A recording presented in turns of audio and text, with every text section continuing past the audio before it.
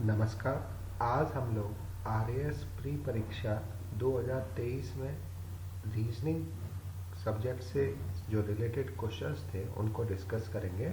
चलिए स्टार्ट करते हैं।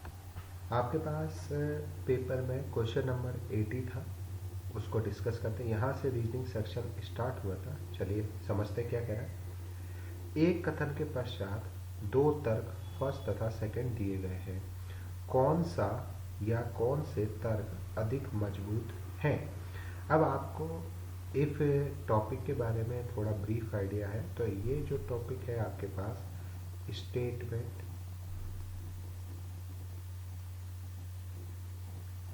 And arguments. तो स्टेटमेंट एंड आर्ग्यूमेंट्स टॉपिक में आपको बेसिकली गिवन स्टेटमेंट से दो तरह के आर्ग्यूमेंट्स दिए जाते हैं या दो तरह के तर्क दिए जाते हैं। आपका जो वर्क होता है टॉपिक में कि आपको आइडेंटिफाई करना है कि कौन सा आर्ग्यूमेंट स्ट्रॉन्ग आर्ग्यूमेंट है अर्थात प्रबल तर्क है और कौन सा आर्ग्यूमेंट आपका वीक आर्ग्यूमेंट है अर्थात निर्बल तर्क है। क्लियर।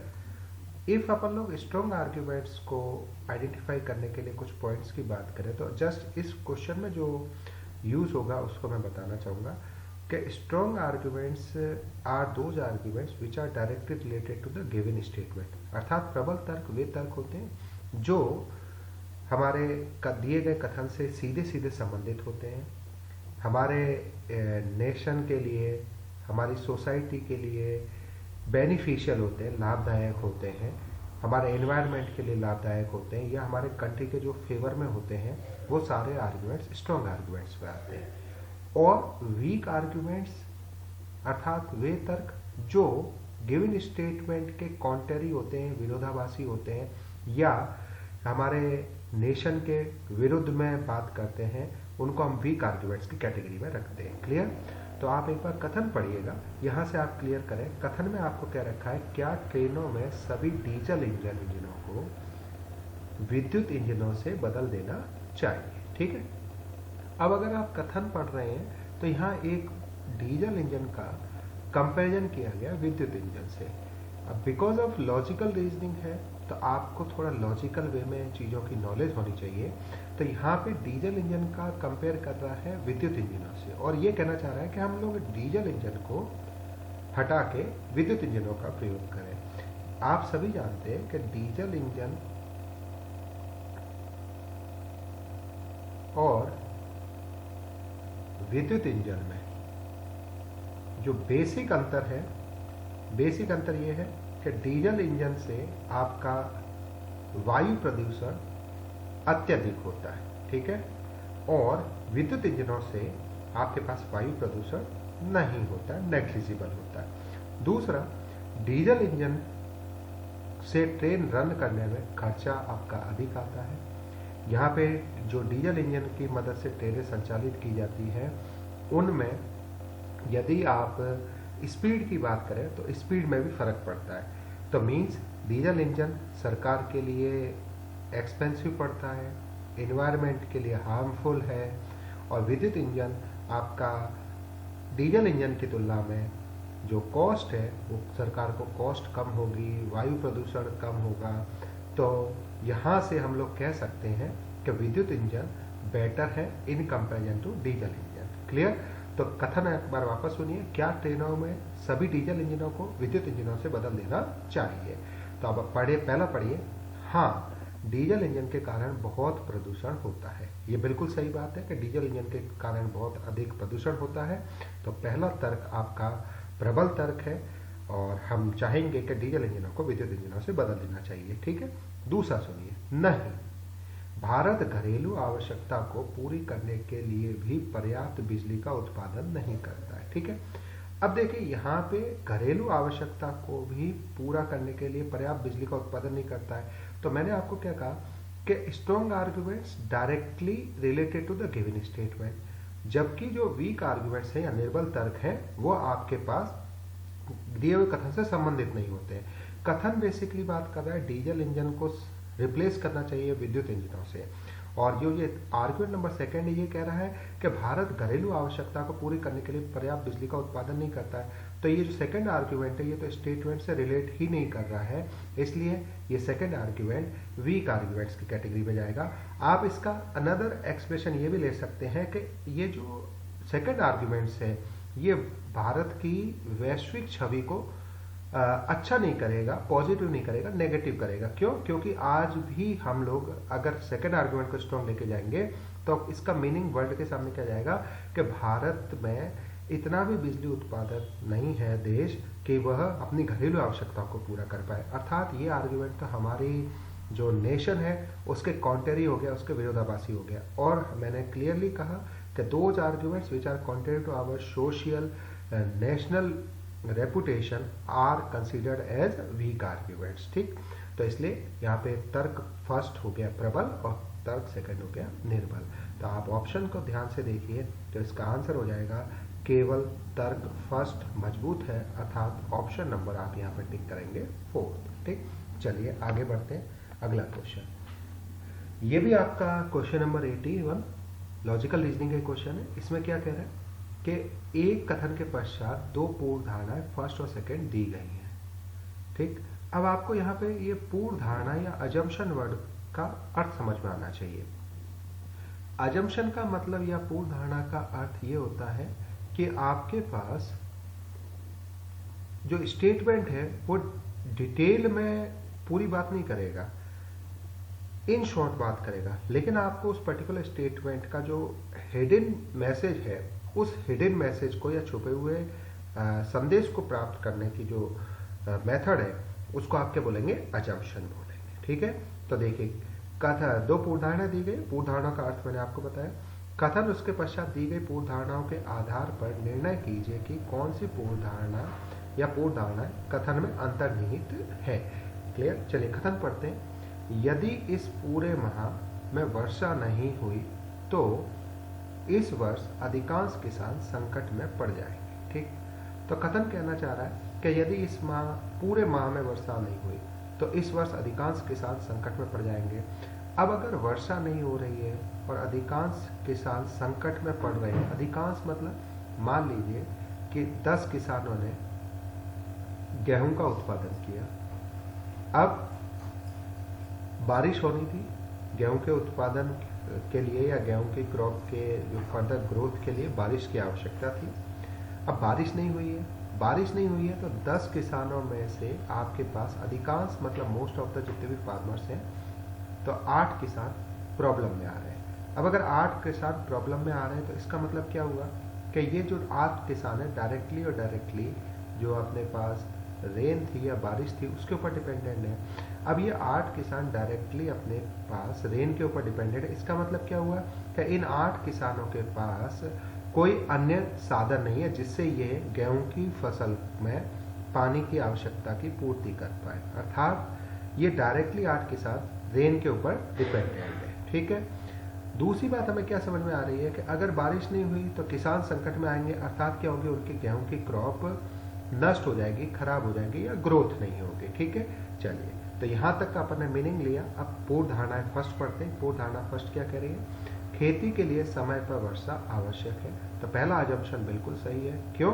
क्योंकि अगर बरसात नहीं हो रही है तो यहाँ पे स्टेटमेंट कह रहा है किसान संकट में पड़ जाएंगे, और किसान संकट में क्यों पड़ेगा? क्योंकि उसकी क्रॉप डिस्ट्रॉय होगी, अर्थात वर्षा तो समय पे आवश्यक है। सेकेंड, आमतौर पर ज्यादातर किसान बारिश पर ही निर्भर रहते हैं। ये भी मैंने एक्सप्लेन किया कि 8 किसान प्रॉब्लम में आएंगे बारिश की वजह से, और अगर ऐसा होता है तो हम ये सेकंड अजम्पशन भी कहेंगे कि सेकंड अजम्पशन भी आपका बिल्कुल सही है। आमतौर पर सारे जितने मैक्सिमम फार्मर्स होते हैं वो बारिश के ऊपर निर्भर होते हैं। अर्थात इस क्वेश्चन का आंसर होगा वो दोनों पूर्व धारणाएं अंतर्निहित है। तो इसका आंसर हो गया ऑप्शन नंबर सेकेंड। चलिए अगले क्वेश्चन की तरफ बढ़ते हैं। ये क्वेश्चन नंबर 82 था। 82 नंबर क्वेश्चन में आरपीएससी ने इस पर्टिकुलर क्वेश्चन का सॉल्यूशन नहीं दिया, अर्थात इस क्वेश्चन को उसने डिलीट किया। ठीक है, तो अननेसेसरली हम इस पर्टिकुलर क्वेश्चन का आंसर नहीं लेंगे, डिलीट क्वेश्चन में था। अगला क्वेश्चन देखते हैं, 83 नंबर क्वेश्चन। चलिए देखिए 83 क्वेश्चन आपका अगेन लॉजिकल रीजनिंग से है। कह रहा है एक कथन के पश्चात दो निष्कर्ष फर्स्ट तथा सेकंड दिए गए हैं। आप कथन में दी गई प्रत्येक जानकारी को सत्य मानते हुए दोनों निष्कर्षों पर विचार करके निर्णय लीजिए कि इनमें से तार्किक रूप से कौन सा या कौन से निष्कर्ष अनुसरण करता या करते हैं। ठीक है, पढ़ते हैं कथन। कथन कह रहा है पद ग्रहण करने के बाद म्युनिसिपल आयुक्त ने नगर ए के नागरिकों से कहा, मेरा सर्वप्रथम एवं प्रमुख कार्य इस नगर को इंदौर की तरह सुंदर बनाना है। ठीक, अगर हम लोग इस कथन को पढ़ें तो कथन से हमें ये समझ में आ रहा है कि कोई एक सिटी है ए या कोई नगर है ए, उसमें म्युनिसिपल आयुक्त ने नागरिकों से कहा कि मेरी जो सबसे पहली प्रायोरिटी है, सर्वप्रथम मेरा कार्य है इस नगर को इंदौर की तरह सुंदर बनाना। अर्थात क्या हुआ कि ये जो नगर जहाँ के म्युनिसिपल आयुक्त बात कर रहे हैं नगर ए के, ये नगर की तुलना इंदौर से की गई है। अगर इसकी तुलना इंदौर से की गई है, इसका तात्पर्य क्या हुआ कि इंदौर, हम केवल कथन के अनुसार बात कर रहे हैं, कथन में जितना डेटा है उसी के भी यहाँ पे बात करें। इंदौर की तरह अगर ये नगर ए को स्वच्छ बनाना चाह रहे हैं, इसका मतलब क्या हुआ कि इंदौर आपका एक स्वच्छ शहर है और उस इंदौर से प्रेरणा लेके म्युनिसिपल आयुक्त नगर ए को भी उसी तरह का स्वच्छ बनाना चाह रहे हैं। ठीक है, तो निष्कर्ष पढ़ते हैं। पहला निष्कर्ष, नगर ए के नागरिक अपने नगर की वर्तमान दशा के बारे में जागरूक नहीं है।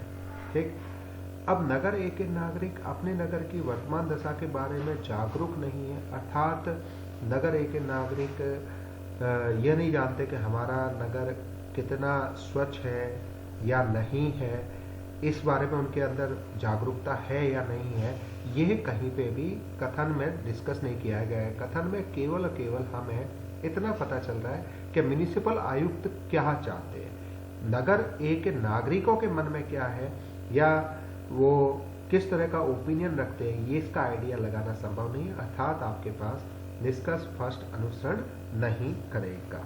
दूसरा पढ़ते, आयुक्त इंदौर में कार्य कर चुके हैं और शहरों के सौंदर्यकरण में उनका अच्छा अनुभव है। अब आयुक्त ने इंदौर में कार्य किया है या नहीं किया है, इसके बारे में भी हम लोग कंफर्म नहीं है।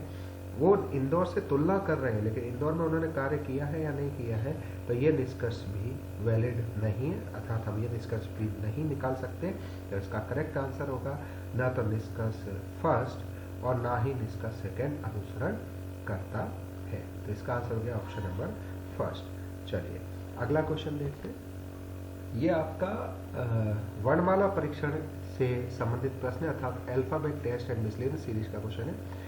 इसके लिए आपको अक्षरों के क्रमांक याद होने चाहिए। अगर आपको अक्षरों के क्रमांक याद है तो आप क्वेश्चन को बहुत जल्दी कर पाएंगे, अन्यथा थोड़ा सा समस्या आने की संभावना रहती है। ठीक है, अक्षरों के क्रमांक को अगर आप देखें तो यहाँ पे पहला लेटर लिखा हुआ है ए, उसके बाद लिखा है बी, फिर सी, एफ, ई, जे, जी, एन। ठीक है, अब ये अक्षरों के क्रमांक को यदि हम ध्यान से देखें तो ए की पावर 3/2, नंबर को ध्यान दीजिएगा, ए की पावर 3/2, ए की पावर 9/2, फिर उसके बाद अल्टरनेट चलते रहिए तो ई की पावर 15/2 और फिर उसके बाद गए तो जी की पावर 21/2।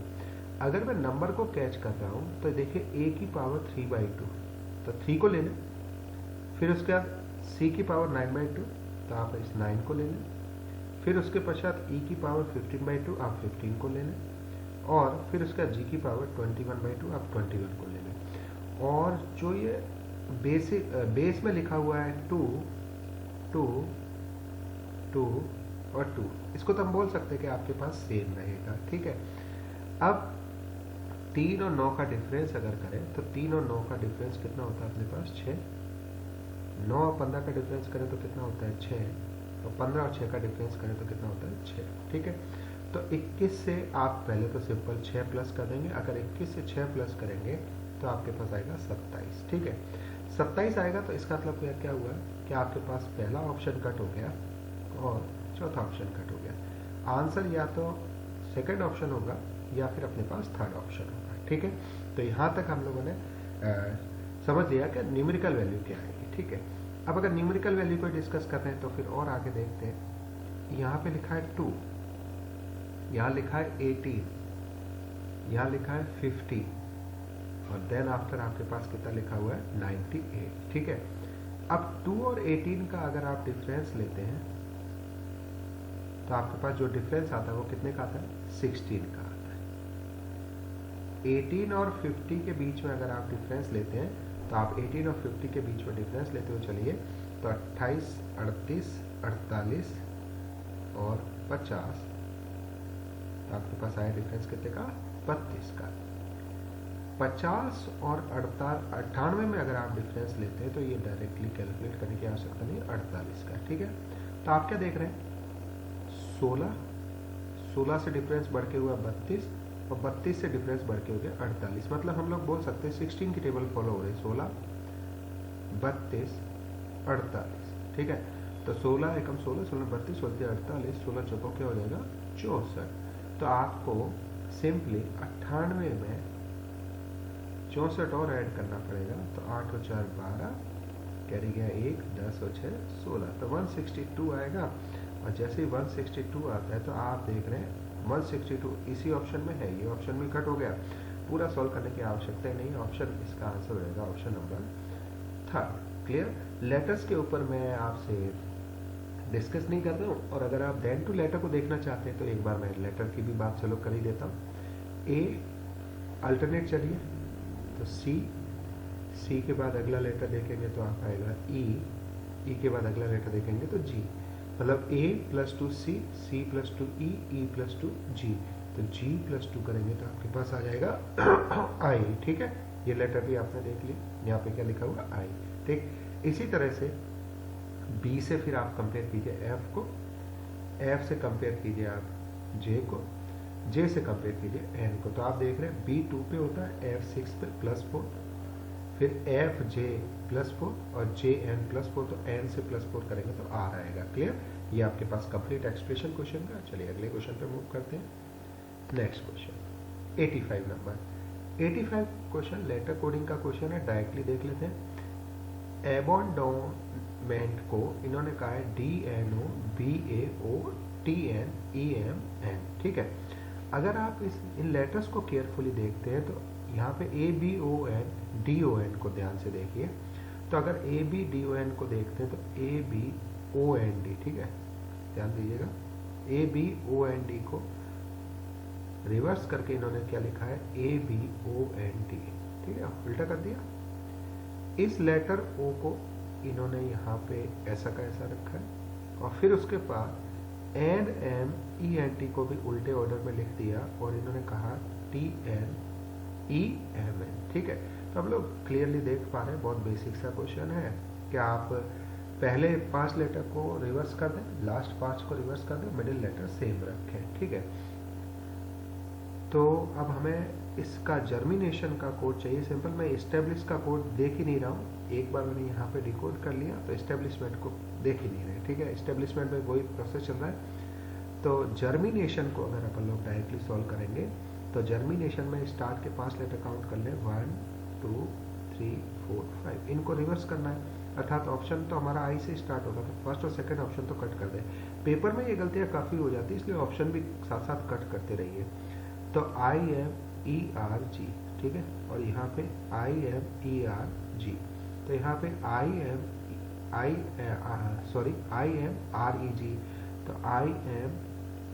IMREG, यहाँ पे ERG है, इसको भी हटा दें, काम खत्म, चौथा ऑप्शन मिल गया।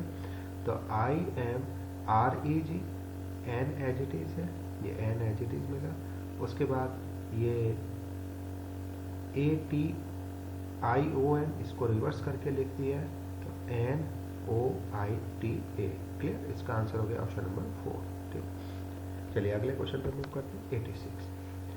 86 नंबर क्वेश्चन आपको कह रहा है कि एक परिवार में 8 सदस्य हैं। ब्लड रिलेशन से बेसिकली क्वेश्चन है ये आपका।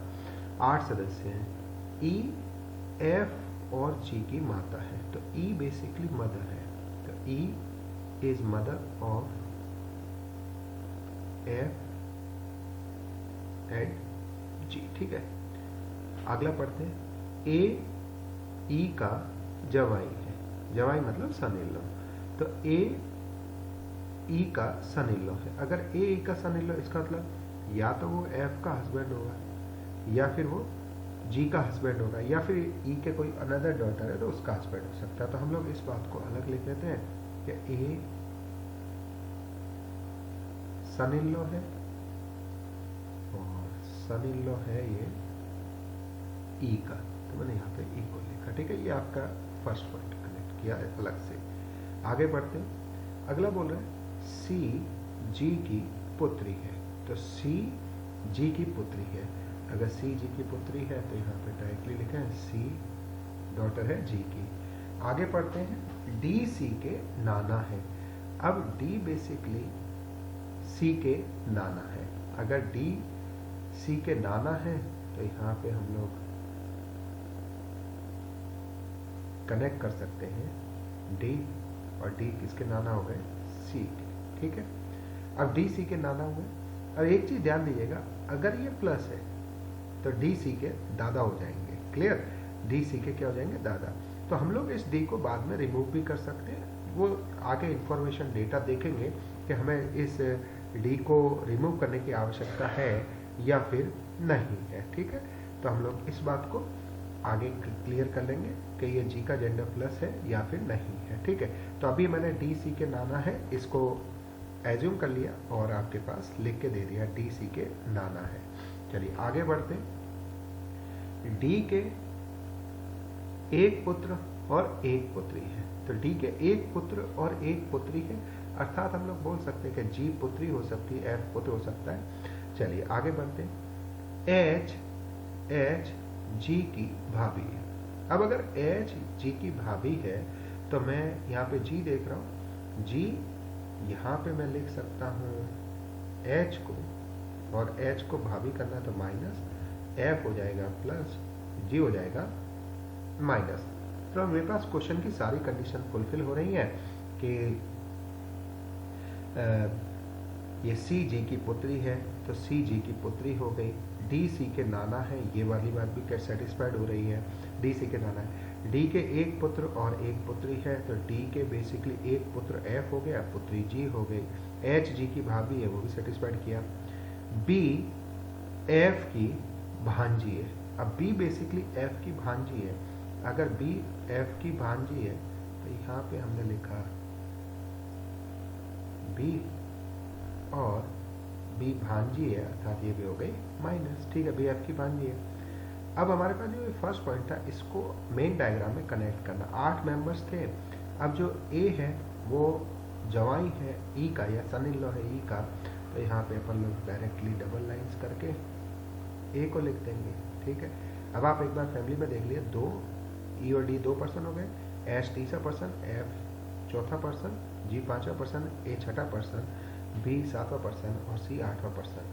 टोटल 8 ही सदस्य थे और 8 सदस्यों का दी हुई कंडीशंस को ध्यान में रखते डायग्राम बनाएंगे तो कुछ इस प्रकार से बन जाएगा। ठीक है, यदि कुछ कंडीशन आती तो मैं वापस बोल दे रहा हूँ, जी का जेंडर अगर मान लीजिए प्लस होता, इस जी का जेंडर यदि प्लस होता तो मैं यहाँ पे डी को दादा बोलता सी का, तो उस समय मैं कंडीशंस को चेंज करता, डी को यहाँ से हटाता और फिर अप्रोप्रिएट पोजिशन देता। ठीक है, बट ऐसी आवश्यकता नहीं पड़ी तो हमने किया नहीं। पढ़ते हैं, कह रहा एफ ए से किस प्रकार संबंधित है। हमें एफ का संबंध ए से ज्ञात करना है। यदि मैं एफ का संबंध ए से देखना चाह रहा हूँ तो एफ का संबंध ध्यान दीजिएगा ए से बताना है।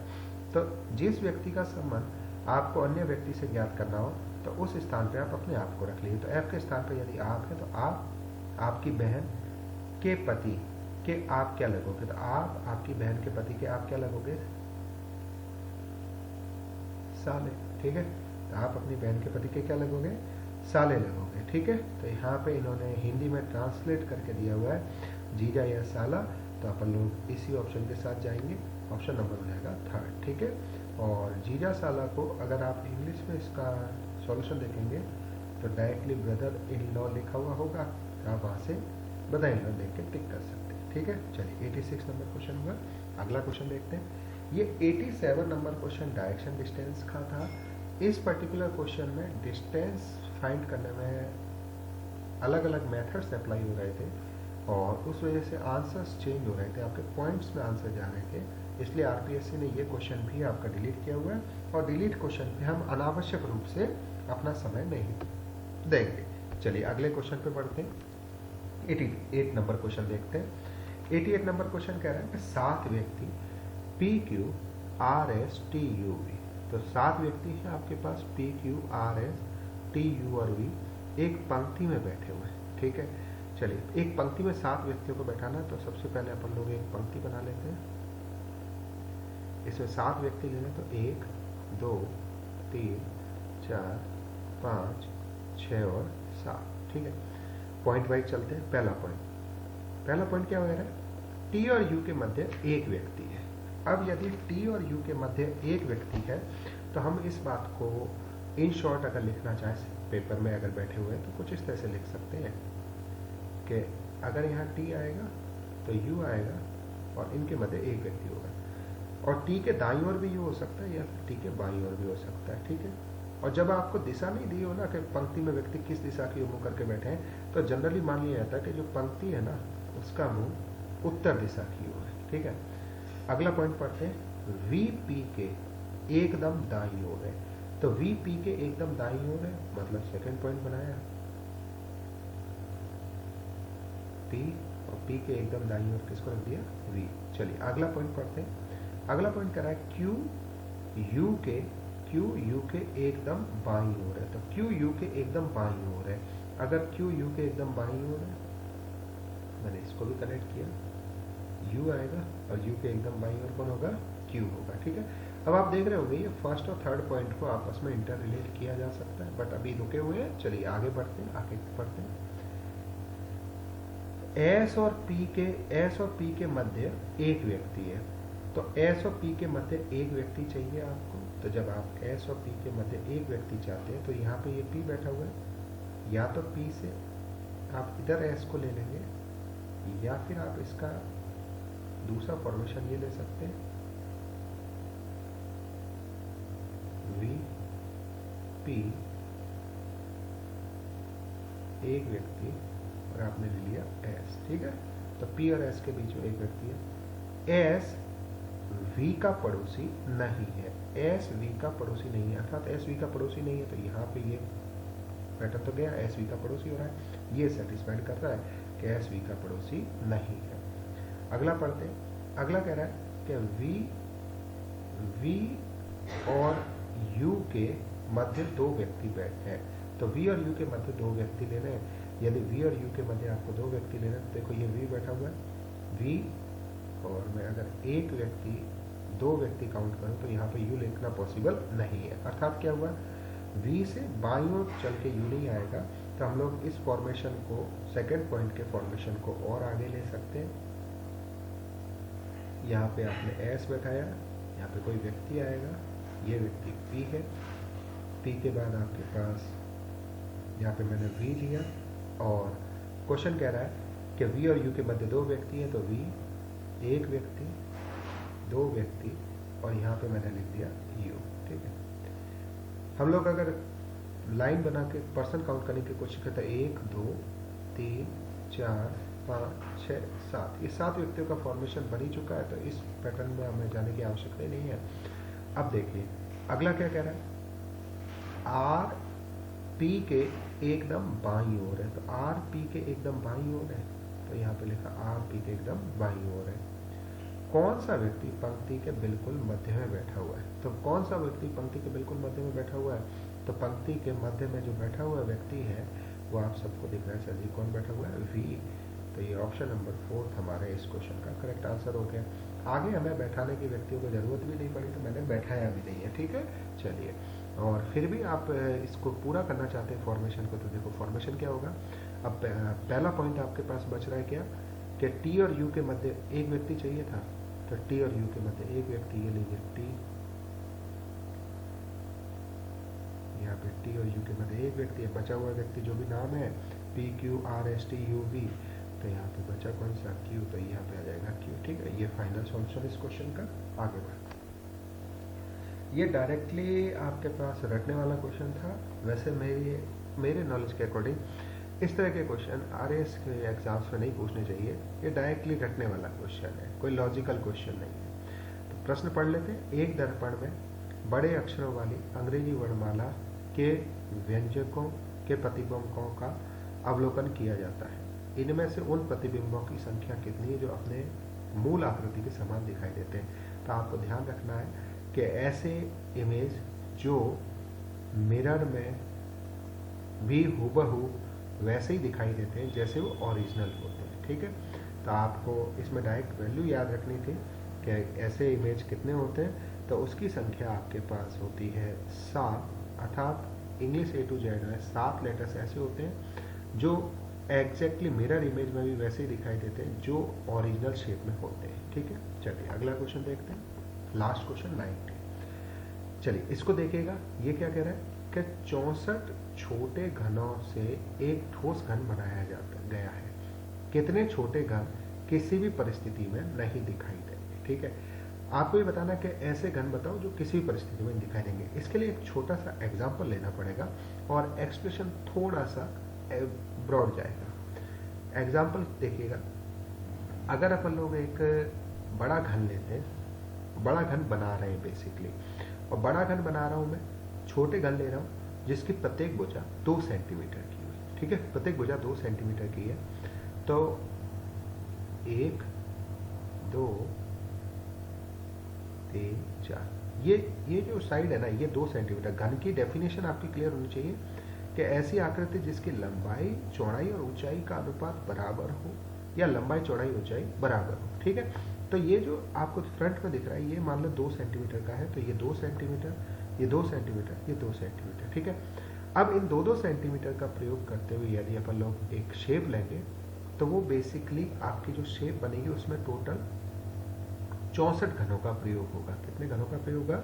64 घनों का प्रयोग होगा। ठीक है, ये शेप थोड़ा सा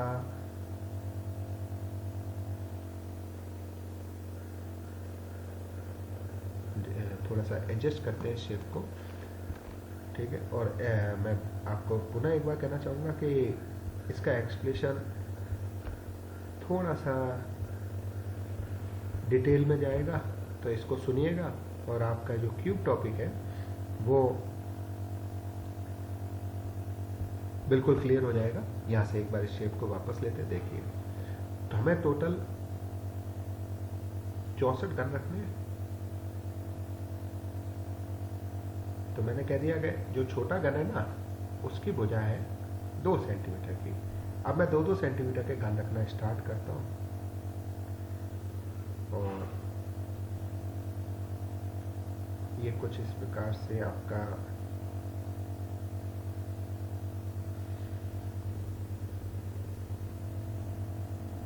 इमेज बनती हुई जाएगी। अब देखिएगा, यहाँ से मैं कंप्लीट कर रहा हूँ।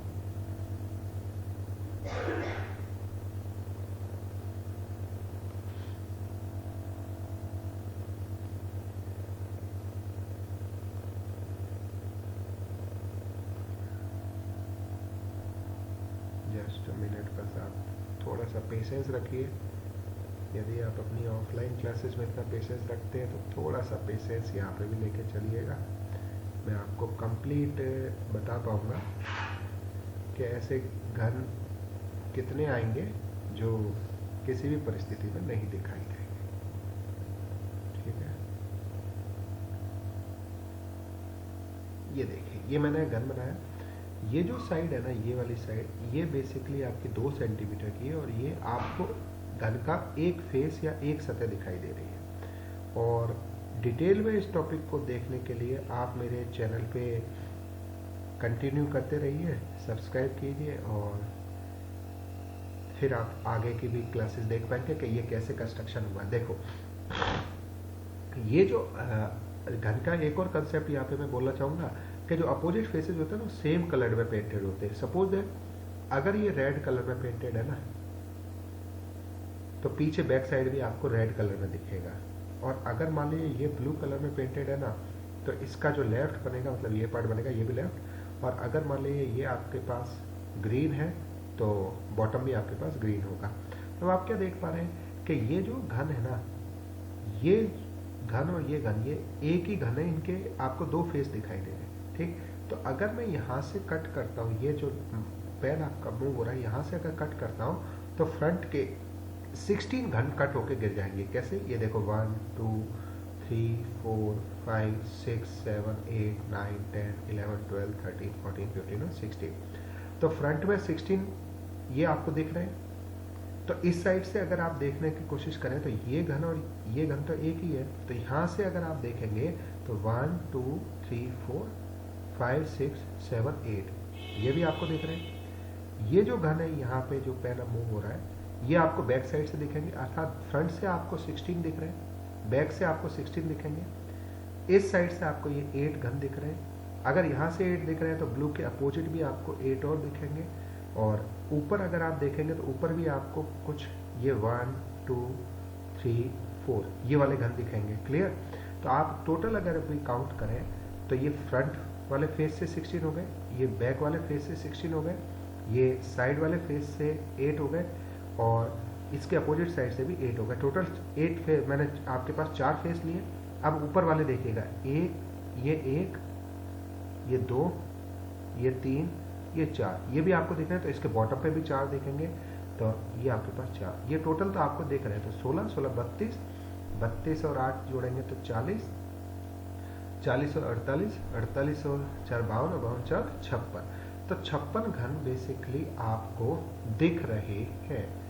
अब 64 में से 56 आपको दिख रहे हैं, तो बचे कितने घन आपके पास जो नहीं दिख रहे होंगे? तो आपके पास टोटल 64 थे, 56 दिख रहे हैं, बचे हुए घन कितने हो गए? 8। तो इसका ऑप्शन होगा ऑप्शन नंबर फर्स्ट। ठीक है, और जस्ट क्वेश्चंस का मैंने आपको सॉल्यूशन दिया, और डिटेल में इन क्वेश्चंस को देखने के लिए आप फर्दर मेरे साथ जुड़े रहिए, और कंटिन्यू क्लासेस में मैं जब टॉपिक डिटेल में बताऊंगा उस समय डिस्कस करते हुए चलेंगे। चलिए, थैंक यू। वीडियो देखने के लिए बहुत बहुत धन्यवाद।